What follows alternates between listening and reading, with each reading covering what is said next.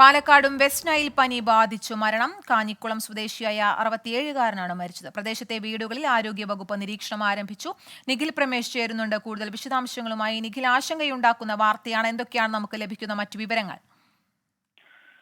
കീർത്തന, ഇന്ന് വൈകിട്ടോടു കൂടിയാണ് ഇത്തരത്തിലുള്ള ഒരു മരണം സ്ഥിരീകരിക്കുന്നത്. 67-കാരൻ കാഞ്ഞിക്കുളം സ്വദേശിയുടെ മരണമാണ് ഇപ്പോൾ സ്ഥിരീകരിക്കപ്പെടുന്നത്. പെരിന്തൽമണ്ണയിലെ സ്വകാര്യ ആശുപത്രിയിലായിരുന്നു അദ്ദേഹം ചികിത്സയിൽ കഴിഞ്ഞിരുന്നത്. പ്രദേശത്തെ വീടുകളിൽ ആരോഗ്യവകുപ്പ് ഈ മരണത്തിന് പിന്നാലെ നിരീക്ഷണം ഏർപ്പെടുത്തിയിട്ടുണ്ട്. ഇവിടങ്ങളിലെല്ലാം തന്നെ ആരോഗ്യവകുപ്പിന്റെ ഉദ്യോഗസ്ഥർ നേരിട്ടെത്തി വിവരങ്ങൾ ശേഖരിച്ചു പോരുകയാണ്. എവിടെ നിന്നാണ് അദ്ദേഹത്തിന് ഈ രോഗം കിട്ടിയത് എന്നതടക്കമുള്ള ഉറവിടം പരിശോധിച്ചു വരികയാണെന്ന് ജില്ലാ മെഡിക്കൽ ഓഫീസർ ഇതിനോടകം തന്നെ വ്യക്തമാക്കിയിട്ടുണ്ട്. ഇതുവരെ ജില്ലയിൽ ഇത്തരത്തിൽ വെസ്റ്റ് നൈൽ പനിയുടെ ആശങ്ക രേഖപ്പെടുത്തിയിരുന്നില്ല. എന്നാൽ ഈ മരണം സംഭവിക്കുന്നതോടുകൂടി ജില്ലയിലും ഇതിന്റെ ആശങ്ക രൂപപ്പെടുകയാണ്. ഈ പശ്ചാത്തലത്തിൽ കൂടുതൽ ജാഗ്രത പാലിക്കണമെന്നുള്ള നിർദ്ദേശങ്ങൾ ഇതിനോടകം തന്നെ നൽകി കഴിഞ്ഞിട്ടുണ്ട്. എന്തായാലും ഇതിന്റെ ഉറവിടം കണ്ടെത്തുക എന്നുള്ളതാണ് പ്രധാനമായിട്ടുള്ള കാര്യം.